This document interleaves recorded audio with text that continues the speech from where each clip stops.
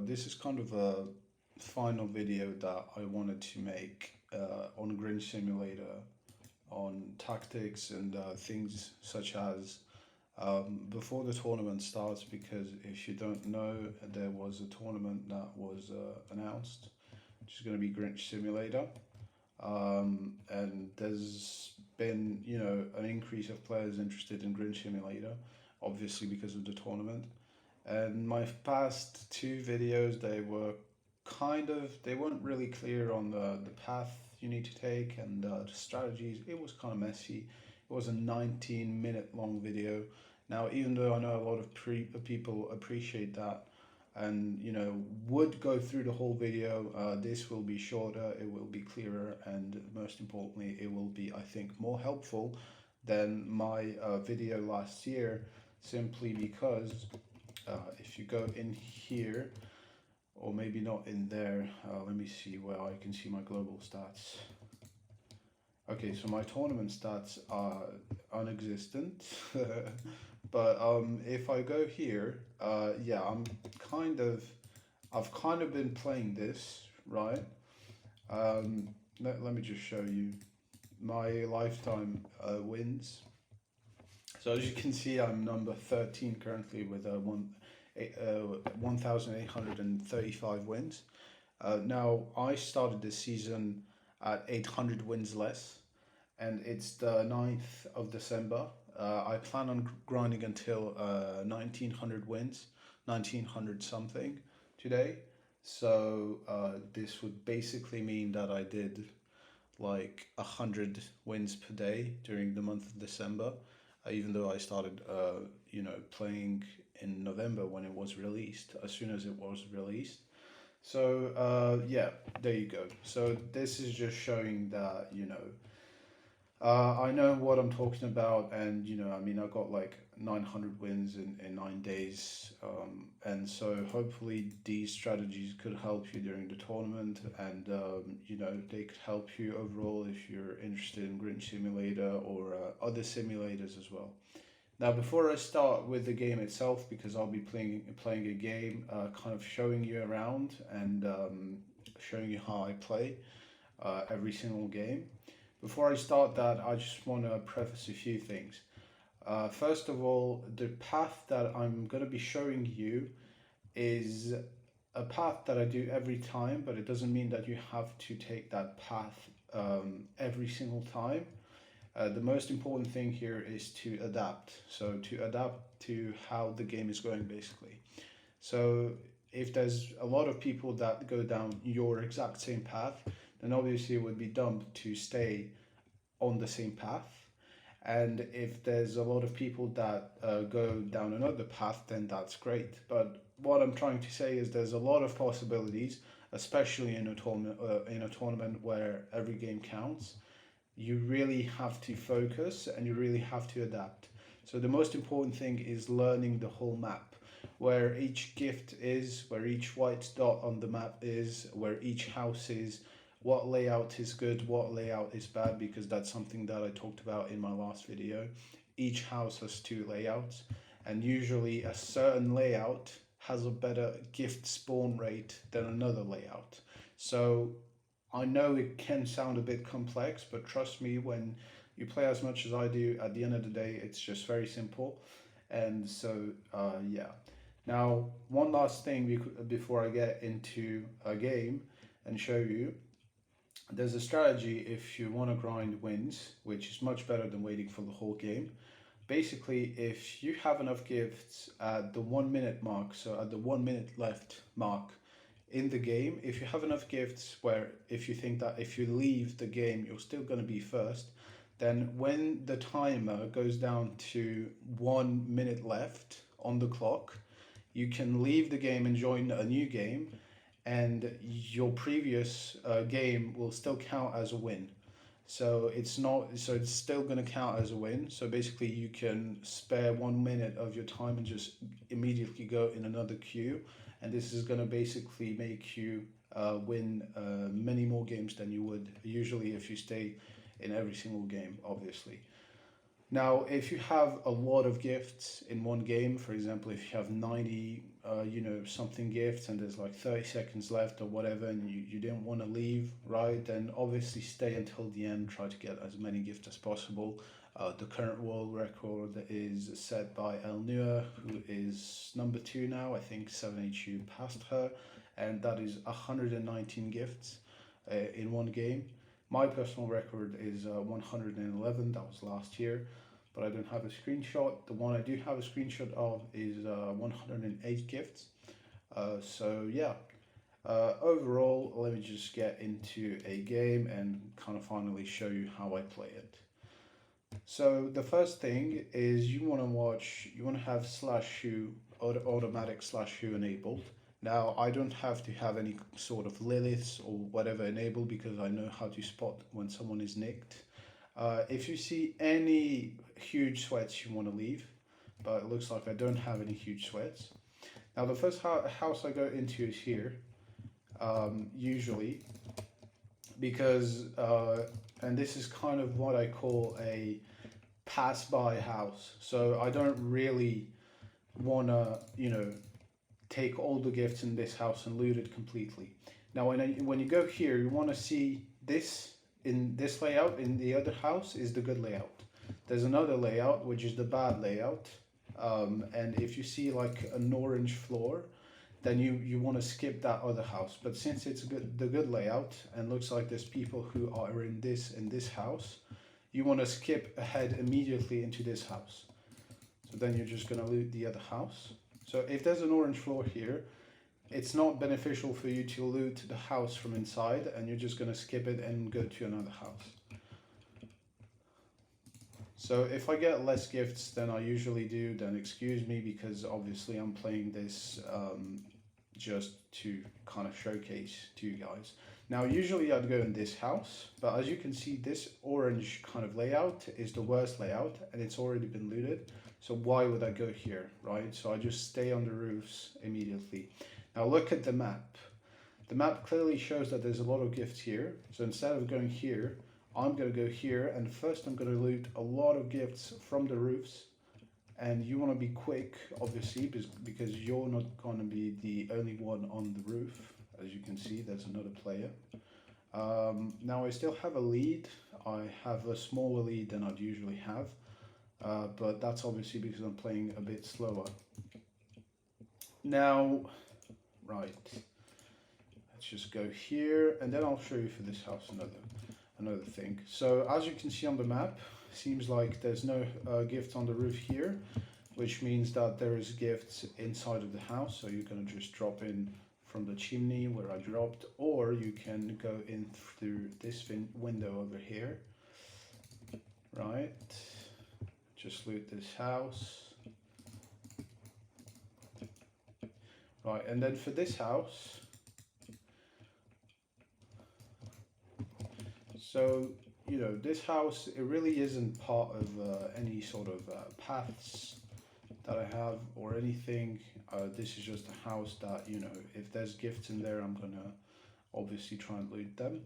Now, once you're finished with this side, you know, me personally, I'm finished with this side right now because there's not a lot of gifts on this side. You're going to want to go to this side and just see where there's gifts, basically. But I'm going to explain something to you after the game, but you know, it's not really only about paths, let's just say. Now, as you can see, there's gifts in this house, so I'm going to stay in this house and try to find as many gifts. But you want to be as quick as possible. Me personally, I know basically all the spawn points of gifts, so that helps me, you know, kind of notice if there's gifts or not, if it's worth to loot the house or not. For example, sometimes there's some gifts in one house, but there's more gifts in another house, so that means I'll skip. This happens sometimes too. I kind of fall when I shouldn't fall. So yeah, as I was saying, sometimes there's some gifts in one house, but more gifts in another house. But yeah, and I actually didn't notice, but the game is over already. I could have gone a lot more, but I didn't. So this is basically the path I do every time. So as you noticed from the beginning, and I'll just hop on in another game just to show you kind of the path that I have for the beginning, because I only have a path for the beginning of the game. After that, it's just completely just looking at the map and seeing where the gifts are, basically. Yeah, because you can't really have a path that you stick to for the whole game, you know. You can't. So I'm gonna just play slowly here and show you my path. So first I get the gifts that are here. Then I go into this house and get the gifts that are here, such as this one. Now I'm gonna be leaving the game, so I'm not gonna get any gifts. Sometimes there's gifts here too, or here, and if I notice that I get them first, if there's gifts next to this tree, I get them too, and then I get into this house, loot as many gifts as possible, and then usually I go here. Now, there's three options here. If there's a player, then you want to loot this fast. While looting this fast, you want to see if this is the good layout or not. Now, remember this kind of yellowish floor is the good layout, and the orange floor is the bad layout. So in this case, because this is the good layout again, which actually I'm very lucky for that, you wanna, if there's a player in this house, then you want to skip this upper floor and go straight away to this house and then loot it. But if, for example, there is no one in this house and, you know, there's no one in this house, then why would you skip this house? Loot it as much as possible. So the upper floor, everything, here's all the spawn points, obviously behind this as well. Then if you see an open window like this in this house and you think you're quick enough to loot it before someone goes into this other house, which is kind of overpowered, then you want to just hop in here quickly, loot everything. But obviously if there's another player, or if you think that you're not going to be able to loot it completely, then just, you know, skip ahead and just don't bother with this house. But for example, if there's no one, or if you have time and everything, or if someone else already went into this other house, then you want to get as many gifts here as possible. Then you want to leave and you want to go into this house. So this house, if there's someone already in there, then you want to skip it. If someone just came in, then this is the whole point of Grinch Simulator. You want to steal more gifts than him. So you want to be quicker than him. So you're going to open everything, go here. Here's the spawn points. There's spawn points here too. Up here, there's spawn points here, behind the bed or next to the bed here, on these shelves here, behind this bookcase, everything. You know, you want to loot everything. Under the trees, there's usually a lot of gifts. There's spawn points here too, behind here. So you want to be quick, right? If there's no one, then you can maybe loot it a bit more slowly, but yeah. And then the kind of final house before my path ends is this house, which, you know, once again, if someone looted, which from the map you can see if someone looted it or not, or if there's someone in the house. So if someone looted it, then just don't bother and go to the roof straight away. But if someone didn't loot it, then just hop down here and just, you know, get it. Sometimes there's gifts here, sometimes you know, there's spawn points here. The spawn points, to be honest, you can just learn them by yourself. Like, it's not, you know, I can't really, you know, show you every single spawn point, but yeah. And now once you're on the roofs, this is where it's kind of free, right? This is where basically you just look at the map and see where the gifts are, you know. But yeah, so this is the path that I personally do for the beginning. And everything that I showed you for this path and that I told you about the players being in house and everything, you can see all of that in the map. So look at the map a lot. So maybe you're looting something, blah, blah, blah. Just look at the map and look straight away at the house you want to loot next, right? And if you see that there's someone in that house, right, then you're going to want to skip it, obviously. And that's why it's important knowing where every single house is and where every single gift is, which I personally can do. But maybe if you're newer to the game, maybe you're going to have a harder time doing that or noticing that, obviously. So yeah, that would be it for the the beginning of the game in Grinch Simulator, right? And so really after that, once you get to the roofs, then it's really just you look at the map and see where the gifts are, but you have to be quick, obviously. And so once you finish with this side, if for example there's a lot of people here, currently there's 2 people on this quadrant, let's say, there is 2 people on this quadrant, and on the quadrants that are over here, so this one and the one over there, looks like there's just 1 person or not many people. So obviously it's better to go here if you want to get as many gifts. But once you get there, you have to be quick as well, and you have to know where every single gift is, obviously. So this may sound like a lot, but if you actually just keep in mind what I've just said, it's not really a lot.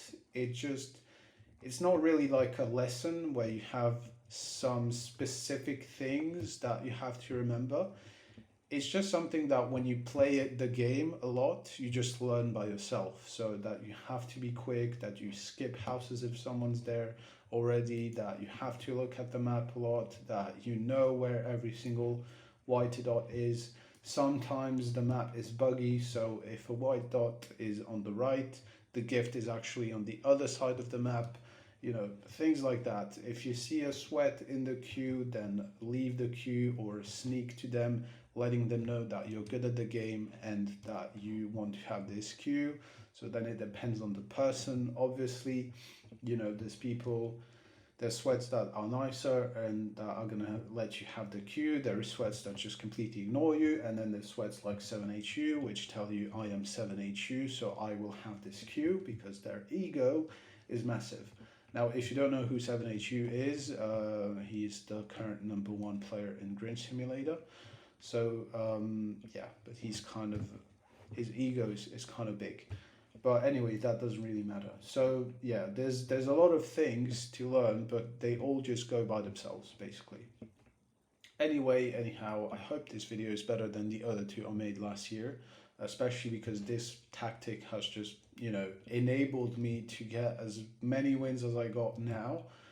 And hopefully it'll help you too, either for the tournament or if you just want to grind this game for whatever reason, if you're bored, if you want to get tiered arcade wins achievement, which you don't have, whatever. If you want to get the achievement, actually, Grinch Simulator and other simulator games are just they all work by the same principle. So because of that, they're really great, basically. They're really great for getting wins. And anyway, at the end of this video, I really feel like a huge nerd, but it's fine, I guess, if that helps other people, get their goals and wins and everything, I guess that's fine. Which I'm really not. I didn't play for a while, and I just hopped on to play Grinch Simulator and get on the leaderboard. So yeah, I'll make a new video once I'm on the leaderboard, and this is actually perfect timing because it's the end of the game. But yeah, hopefully this helped you, and I guess I'll be seeing you next year, I think. I don't know. I'll be seeing you next year for maybe another video, whatever. I don't really plan on taking this channel everywhere. I'll just post one video every once in a while. So yeah. Well, anyway, I hope I helped you more than my other 2 videos did. And yeah, have a nice day, have a nice rest of your day, and yeah, see you. Bye.